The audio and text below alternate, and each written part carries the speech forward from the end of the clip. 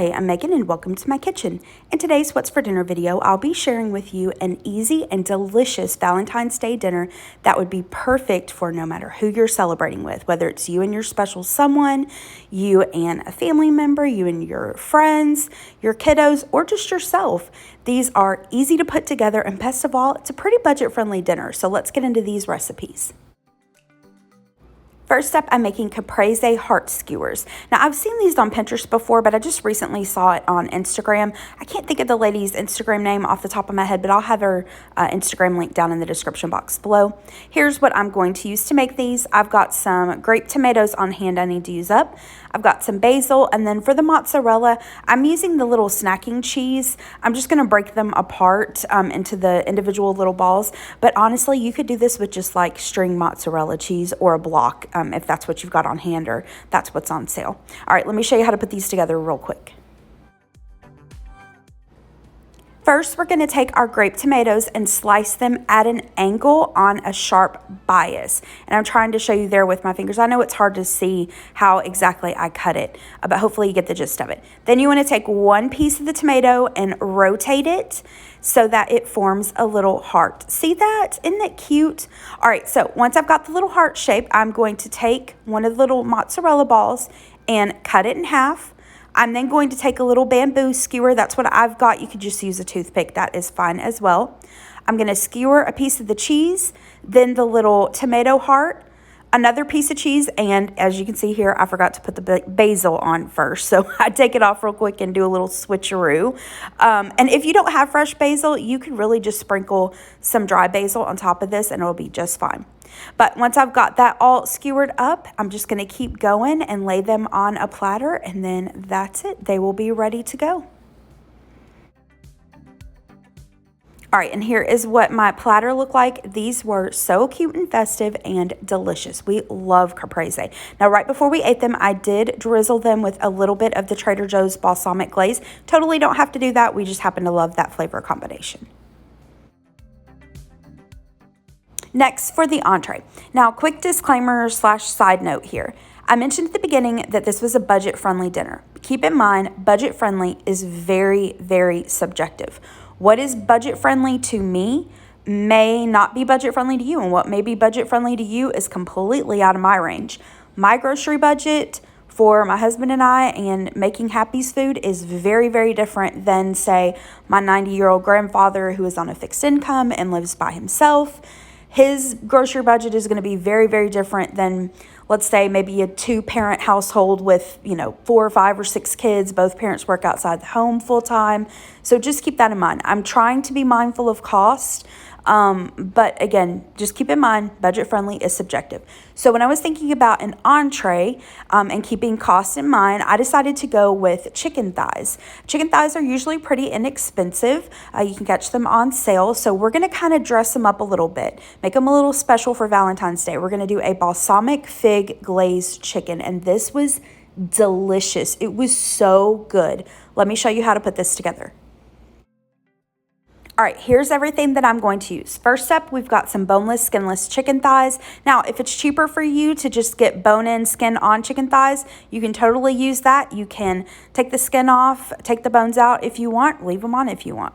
We're going to use some salt and pepper, minced garlic. Then the recipe calls for fresh thyme, but I have dried on hand and I didn't want to buy a whole thing of thyme just for a couple sprigs for this. I'm just going to use dried. Now, for the fig part, we're going to use some fig preserves. Now, this can be a little tricky, hard to find. It can be a little bit pricey. So if you don't have fig preserves or don't want to use it, you could use really whatever you've got on hand, whatever goes well with balsamic vinegar. So maybe use some strawberry jam, peach jam, blackberry jam, even blueberry, raspberry, cherry, pretty much any of your fruit jams. And then I've also got some honey. I've got some balsamic vinegar. The recipe calls for a shallot, but I had an onion on hand, so I'm going to use that. We'll need some butter. And then the recipe suggests using some chopped walnuts and gorgonzola cheese to garnish. Now, personally, I'm not a fan of blue cheese, So I just skipped that. And as far as the walnuts go, I just happen to have this little package on hand. I get these little packages at the Dollar General store. They're like $2 and it's exactly half a cup. So I like to keep these on hand. But if you don't have them, no worries. You could use whatever nut you prefer. You can skip the nuts altogether. All right, let's get this started. I'm going to start out by making the glaze. To this little saucepan, I'm going to add in my butter. I've got this on about medium heat, and I'll of course have all the recipes from today's video linked in the description box below for you. Once that butter is melted, I'm going to add in my onion. I diced it pretty fine. If you're using a shallot, of course, use the shallot instead. Onion will work just fine though. I'm going to add a little bit of salt to my onion. That just kind of helps it break down a little bit and get softer. So we're going to cook this for a couple minutes until the onion is soft and translucent.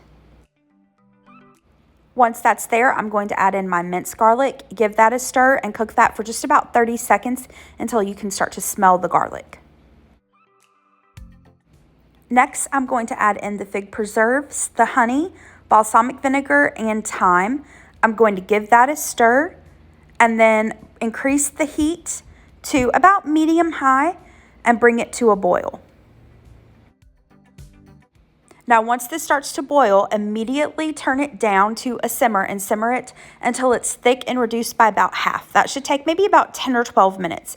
Now, you don't have to babysit it, stare at it the whole time, but you do want to kind of keep a little bit of an eye on it, especially watch the heat. Make sure you turn that heat down. If this thing boils over, it is a pain in the butt to clean off your stove. Now, I can't speak from experience on this exact glaze, but I've made a similar balsamic glaze before, and I like to never have got it off the stove. So after about 12 minutes, it's thick. This is what it looked like. I'm going to set that to the side while I get started on my chicken.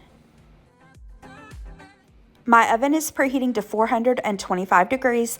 I've got a cookie sheet here that I lined with aluminum foil. Trust me on the foil. You'll definitely want to do it. I'll show you why in just a second. So I've got my chicken thighs on the aluminum foil. I did spray the foil with a little bit of cooking spray.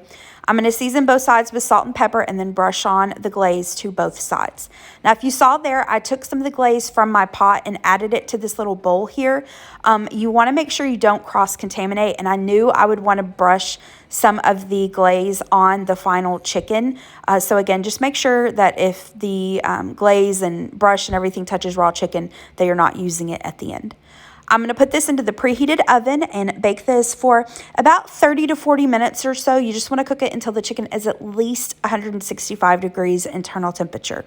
Here's what the chicken looked like when it was done, and see all that burnt sugar on the aluminum foil. That's why we use the foil, because that goes into the trash can instead of you spending the next 12 years of your life trying to scrape this balsamic glaze off of your pan. Let the chicken rest for about 5 minutes before you serve it up. Here's what the finished chicken looked like. I did sprinkle some of those chopped walnuts over top. To be honest, I wasn't so sure about the walnuts, but I just decided to go with it. And I recommend, unless you have someone who has a nut allergy or they're out of your budget or something, but I would recommend using them if you can. It did give a nice little crunch to it. And if you like blue cheese, I think the gorgonzola would be delicious on that as well. But like I said, this was delicious. The chicken was so flavorful and juicy, and that glaze on it was delicious. For one of our sides, we're going to do some Parmesan roasted baby potatoes. I didn't really use a specific recipe for this, but I'll link a recipe similar to what I did down in the description box below. So here's what I'm going to use. First up, I've got some baby potatoes. I found these on sale. If you can't find them on sale, just use regular russet potatoes. Totally fine. Next, I've got some olive oil. Use whatever oil you've got on hand. You could also just use melted butter. I've got some grated Parmesan cheese. I'm just using the cheapy stuff in a can. You could, of course, grate your own fresh. Skip the cheese altogether. For seasonings, use whatever seasonings you like. Today, I'm going to use some paprika, garlic powder, onion powder, and of course, salt and pepper. In this bowl, I've got my baby potatoes. I cut them in half, and if they were really big, I cut them into quarters. I'm going to add the olive oil. I have some of this Tuscan herb flavored olive oil, just a little bit of it on hand, so I want to use it up. But again, just use whatever oil you've got. And quick disclaimer, not sponsored by the Nashville Olive Oil Company. I just like their products. All right, so I'm going to add my salt and pepper and then sprinkle on the paprika, onion powder, and garlic powder to taste.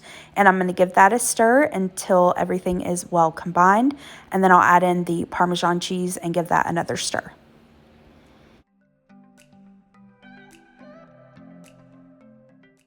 And like I mentioned earlier, these are really versatile. You could do dried rosemary or thyme. You could also do fresh herbs as well. You could do minced garlic, whatever you like. Now, I'm going to cook these in the oven right alongside the chicken, but I also love to make these in the air fryer. They turn out really, really yummy in the air fryer. So I'm going to add these to a greased cookie sheet, spread them out, and then put them into the preheated oven. Again, it's set at 425 degrees. I'm going to cook them for about 30 to 40 minutes, just until they're fork tender and golden brown. This is what they look like when they were done. And then to serve them up, I just place them into a serving bowl and garnish them with just a little bit of dried parsley. Now, when I was thinking about the salad for this, I had some spinach, some strawberries, and feta cheese all in my fridge that I needed to use up. So I looked on Pinterest and saw the spinach strawberry feta salad. I've actually never had one of these before. I know like Wendy's has something similar. I believe maybe Panera has something similar. I see them at restaurants. I've just never had it. So I decided to make one for tonight. Here is what I'm going to use. I've got the spinach here that I mentioned, and at my grocery stores anyway, spinach is usually pretty inexpensive. You could also do arugula or whatever greens you prefer. I have some crumbled feta, those strawberries I mentioned. While I was digging around in my pantry, I also had these honey roasted pecan pieces that I needed to use up. I thought that would be yummy with this, give it a little crunch.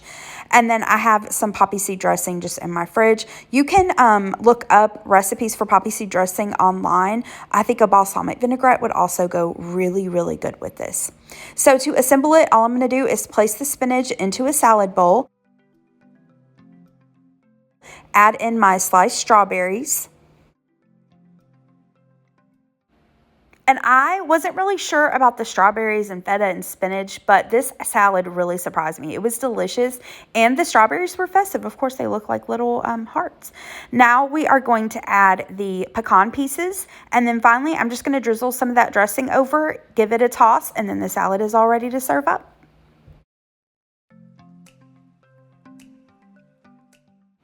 All right, and here is the finished salad, and like I said, this was surprisingly delicious to me. I really enjoyed this combination.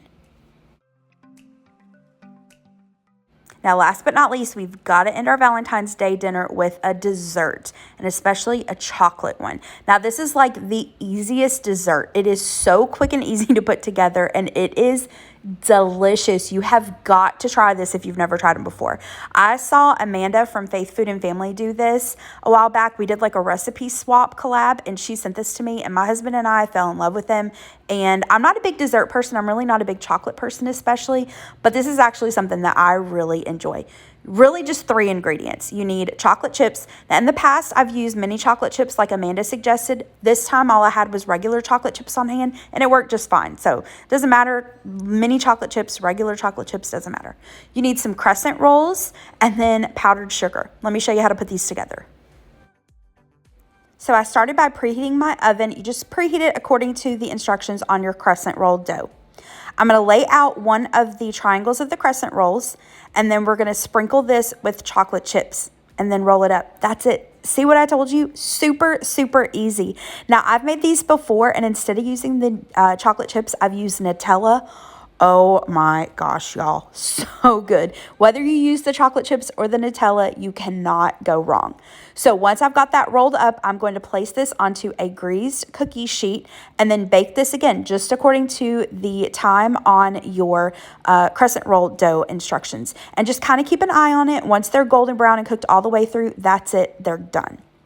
So here's what they look like once they came out of the oven. You do want to kind of let these cool off for just a minute or two so you don't have like chocolate lava burning the roof of your mouth. And then to serve these up, just sprinkle a little bit of the powdered sugar on top. And y'all, these are delicious. Like I said, if you've never made these before, you got to give them a try. And if you have some Nutella on hand, give 1 or 2 of them a try with the Nutella and you will not be sorry. All right, that is it for today's video. I hope that you enjoyed this video, that you got some good ideas for it. If you did like this video, hit the thumbs up button below and subscribe to my channel if you're not already. And I hope you and your loved ones have a great Valentine's Day, no matter how you celebrate that. Like I said, if it's you, your significant other, you and a family member, or just yourself, I hope that you have a great day. Thanks so much for watching. Bye-bye.